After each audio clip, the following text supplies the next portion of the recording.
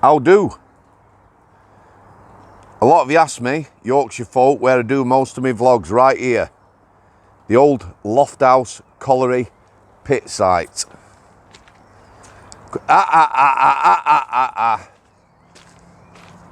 Like I say, how do? Stephen, come and say hello to your fans. Come here. Oi, come here. There's a good lad. Come on then. Damp sullen day, guys, but it's a good one for the lad. Nice and cool, yeah? So, how we doing? First of all, welcome to all the new subscribers. I'm Sam, Neil Sam Samworth, Real Porridge Podcast. Criminal justice and mental health. Mental health's everywhere now. A lot of people are suffering. There's not enough support out there.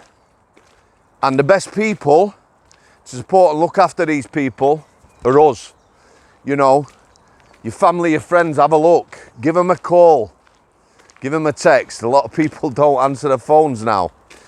So, again, thank you for continued support, all the kind comments. Some very sad comments on the last video I did about John. You know, not in a good place, that lad. On my scale of self-harm, 1 to 10, he was a 10, at risk of dying. Some of the comments, people who've been there. One last blesser, same position as John. Used to use a Stanley knife, cut herself down to wood. She's in a better place now, thankfully. So bless you, lass. I've got a lot to do, a lot of things I want to start doing, live streams and the like in the next 8 weeks. Life at home is a little bit tough. However, you know, I enjoy this. I enjoy getting out vlogging, so I'm going to do more of that. Someone asked for some consistency, right? So, for the near future, Tuesdays and Thursdays, 6 PM, I'll be putting out a vlog, yeah? I'll be trying to put out, if I haven't got it, I will put out a vlog Sunday evening, 6 PM, yeah? When I get back into my stride, get out there interviewing all you amazing people. Then Fridays and Sundays will be the longer content. So there you go. You want some consistency? I'm going to give you that. So, today, somebody said funny stories. Did you enjoy your job? On the lighter note, yeah, I did. I love my job as a prison officer. A lot of aspects. I love working with young offenders. Extremely stressful, energetic, on a knife's edge. I love working down the segregation unit before it went tits up. I'll talk about that again one day in full. K-Wing, Strangeways, most infamous prison. Working on K-Wing again. Adrenaline driven. It was like a zoo at times. Noisy, chaotic, but I enjoyed it. I enjoyed a lot of the staff, working with a lot of the staff on K-Wing. And I particularly enjoyed my time on the healthcare at Strangeways. Probably 4 or 5 years of that. Maybe 2010, 2011 to 2015. Probably most enjoyable time in my work career. I did almost 23 years in engineering. Tough gig in engineering. You know, I talk about the prison service, some of the bad things I see. One of the first things I remember in engineering, working at a kitchen knife manufacturers, a guy pretty much lost his arm, got it trapped in a machine. Very, very sad, stressful, and 20 minutes to release him. Saw someone die in engineering again. You know, you don't go to work expecting to see someone die. Very dangerous. Long hours. Always worked long hours in my career.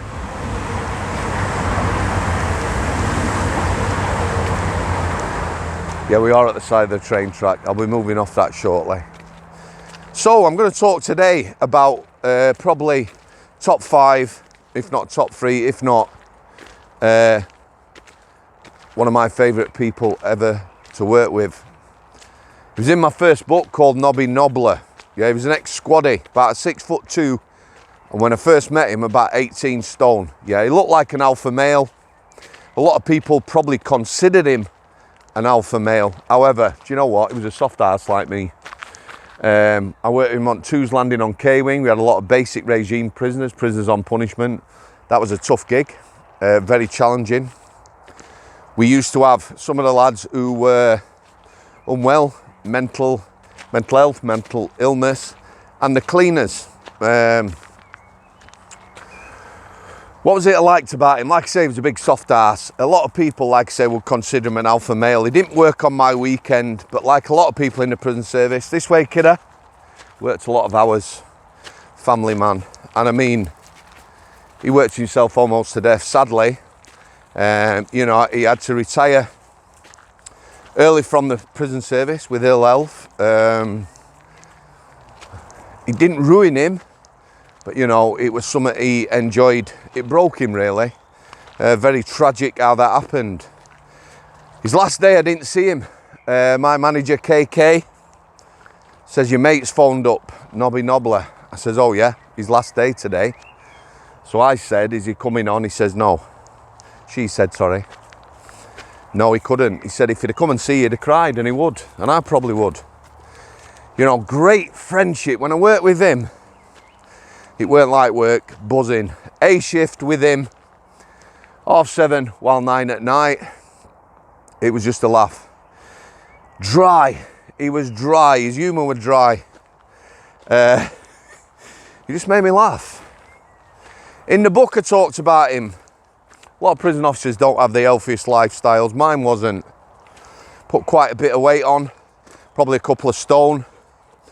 Probably drank too much, although never ever on school nights, me, never. I never went to work at Strangeways pissed. When I was in the private sector I did, but I never drove, I always got taxis. A lot of people I worked with did though, a lot of heavy drinkers. In the morning, queuing for work, stink of alcohol was unreal. No, you shouldn't be going to work pissed up in a job like that, but it happens. Anyway, Knobby Knobbler.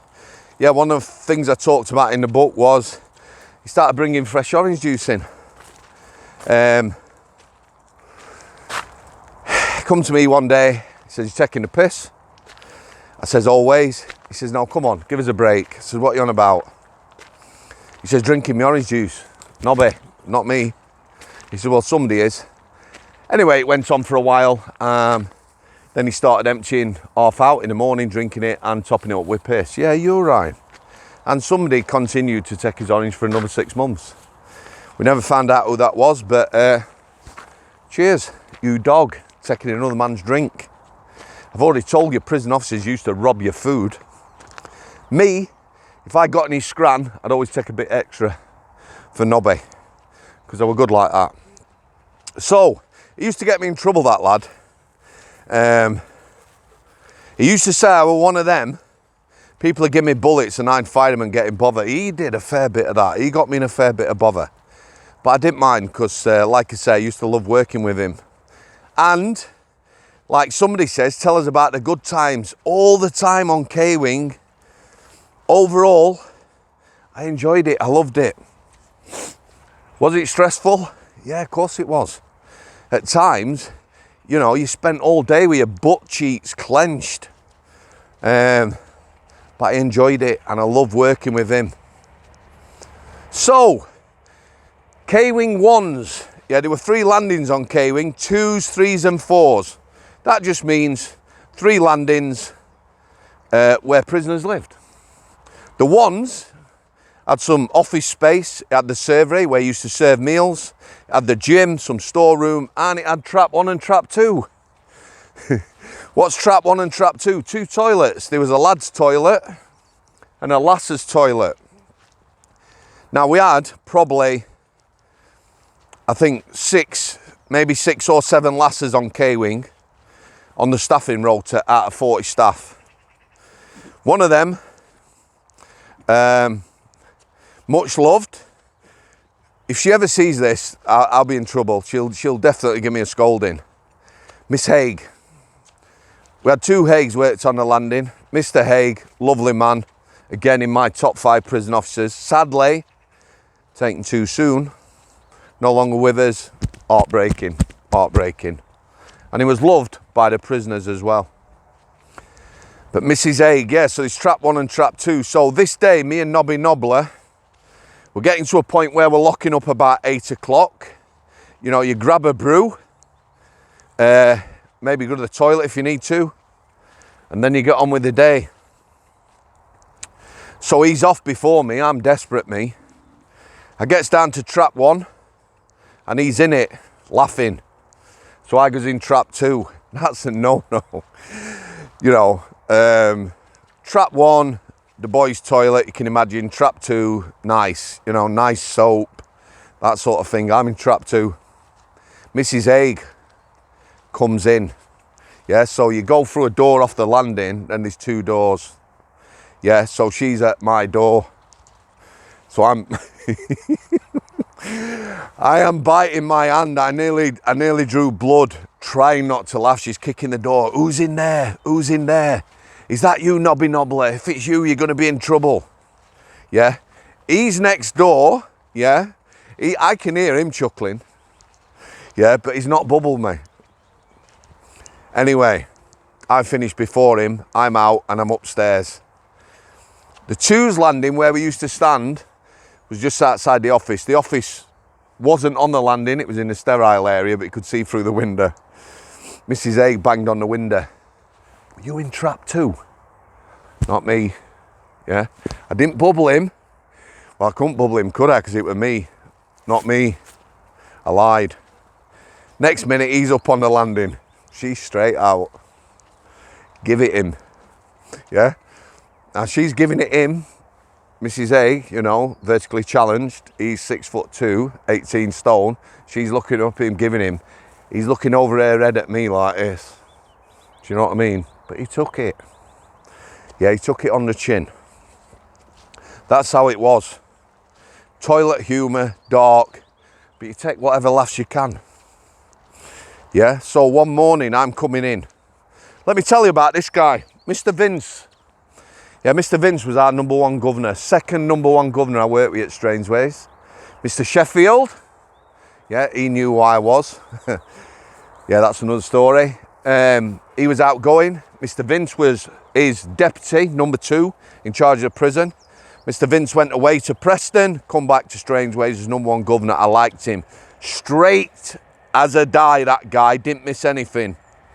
When he used to come on the healthcare, he'd look at the cleanliness, but he was also, who have you got on here? Should they be on here? Yeah.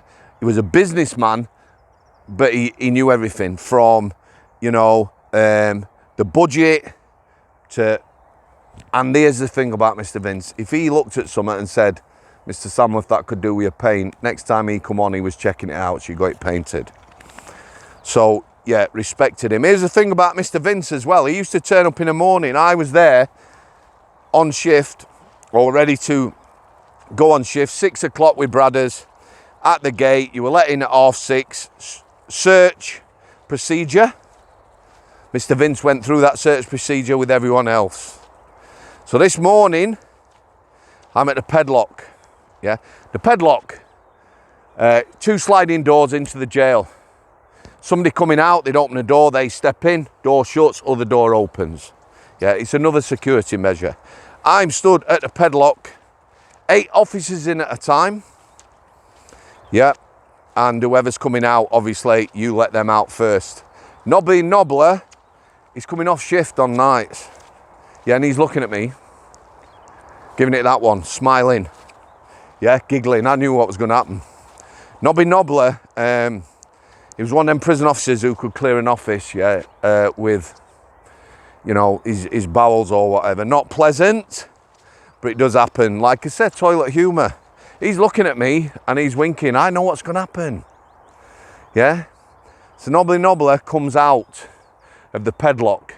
Now, in the 7 staff stood behind me is Mr. Vince. As Knobby Knobbler come out, I got a bit of a draft of what he'd left in there. Yeah, I walked in, I nearly choked. Yeah? It was the worst smell I'd ever smelt in my life.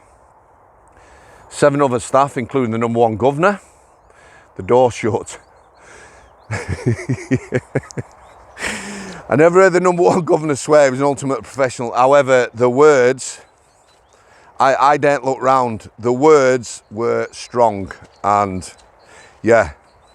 So I'm stood there sucking it up. We're only, I don't mean literally sucking it up, it was disgusting. Literally seconds. As I come out the padlock, yeah, I just glanced like that. The front door where you went out, staff went out, Knobby Knobbler was there looking around the corner like that, waving at me. Made me smile all day, that. He was a wrong un, that lad, but he was funny. And again, as a prison officer, everything aside, yeah, he'd back you up. He got loads of bottle. He weren't a fighter. He just got loads of bottle, yeah. He would do prison officer work. If lads come to him, if I was on with him, I hated doing applications, you know, he'd be going to officers sorting stuff out. Yeah, he would do that.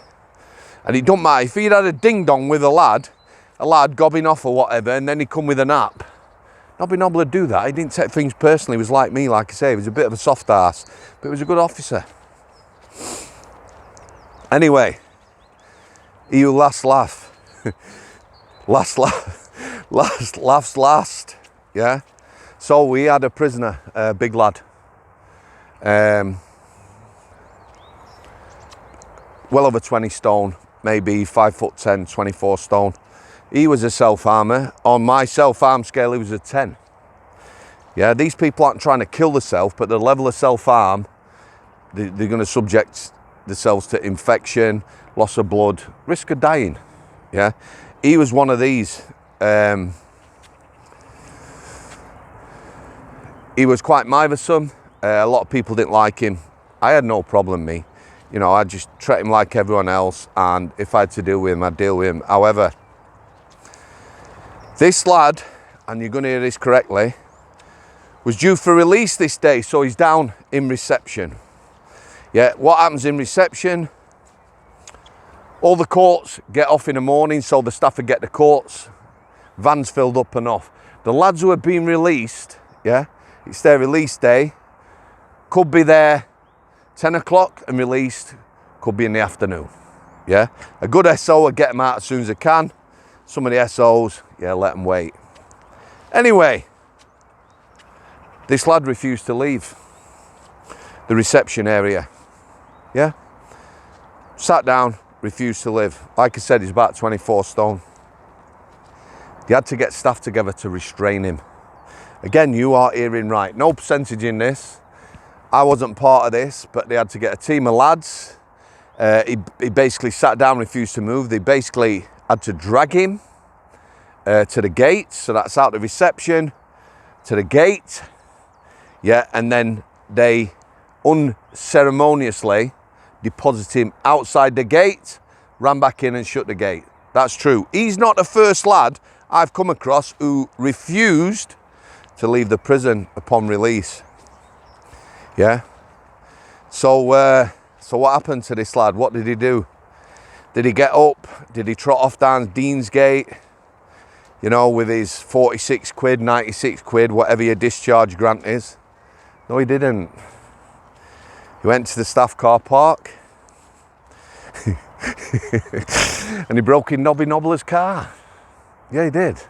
Broke in his car, sat in his car and refused to move. They had to phone the police and they come and arrested the guy and took him away. That's Knobby Knobbler. Loads more stories about him. He was a good guy. He was a good prison officer. He was a great person to work with. He was a great mate. And I miss him. I didn't used to go on Screws Do's me a lot, but when he left, you know, they all met up Deansgate or whatever. I drove down, went for a few hours, chatted to him, took him for a burger. Because like a lot of prison officers, they drink but they never eat. Took him for a burger, you know, said our goodbyes, gave him a hug, and away you go. So there you go. Stephen, loads more stories to come. Regular content Tuesdays and Thursdays, 6 p.m, and Sundays. And when I get into the interviews, I will put in another long one out Friday night. Thanks for continued support. Thanks for people who support me on Patreon. And God bless all them people who leave messages who've suffered and some who are still suffering. And Ronnie Pickering, if you see this, Ronnie Pickering, bit of a legend on YouTube. I'm sure he'll smile when I say that. Was warning me, no, don't lay down in the mud. Come on, kid. Warning me about hogweed and Stephen. Dangerous to dogs and humans. So cheers for that, Ronnie. Much appreciated. Stevie, parting shot. You are beautiful, aren't you? Eh? Come on then. Lofthouse Colliery Pit Site. Beautiful, guys. Cheers. Thanks for coming. I'll see you.